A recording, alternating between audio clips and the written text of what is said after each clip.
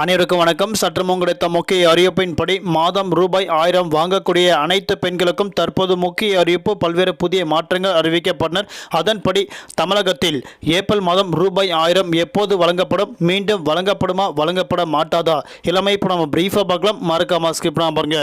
உங்களுக்கு தமிழக அரசு பற்றியும் தமிழக அரசு கொடுக்கக்கூடிய பல்வேறு சலுகைகள் பற்றியும் மகளிர் உரிமை தொகை ரூபாய் 1000 பற்றி பல முக்கிய அறிவிப்புகள் உடனுக்குடன் துல்லியமாக தெரிந்து கொள்ள நம்மளோட சேனலை கீழே இருக்கிற பட்டனை சப்ஸ்கிரைப் பண்ணிக்கோங்க. பக்கத்துல பெல் பட்டனை கிளிக் பண்ணிக்கோங்க. இந்த வீடியோ உங்களுக்கு பிடிச்சிருந்தா லைக் பண்ணுங்க. இப்போ வாங்க வீடியோக்குள் போகலாம்.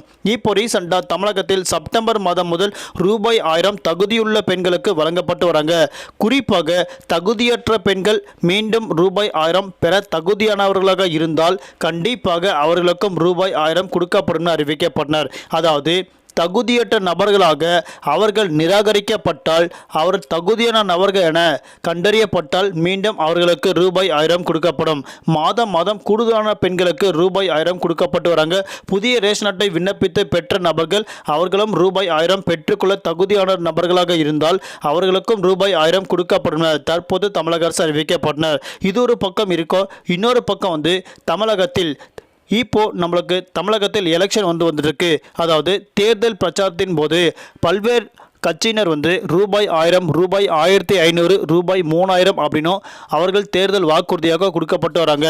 அதே போன்று தற்போது நிலவரப்படி திமுக ஆட்சியில் இருக்கும்போது ரூபாய் 1000 கொடுக்கப்பட்டு வராங்க.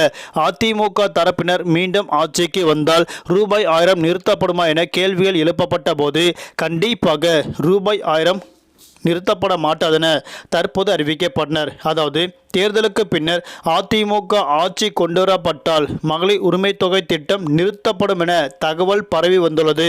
இந்நிலையில் எதிர்க்கட்சி தலைவர் எடப்பாடி பழனிசாமி அவர்கள் அதிமுக ஆட்சிக்கு வந்த பிறகும் கலைஞர் மகளிர் உரிமை தொகை திட்டம் செயல்படுத்தப்படும் என தற்போது உறுதியளித்துள்ளனர். அதன்படி அவர்கள் ஆட்சிக்கு வந்தாலும் இந்த தொகை மாற்றம் செய்யப்பட மாட்டாது. அதாவது தொடர்ந்து ரூபாய் 1000 தகுதியுள்ள பெண்களுக்கு கொடுக்கப்படும் அறிவிக்கப்பட்டனர். நன்றி, வணக்கம்.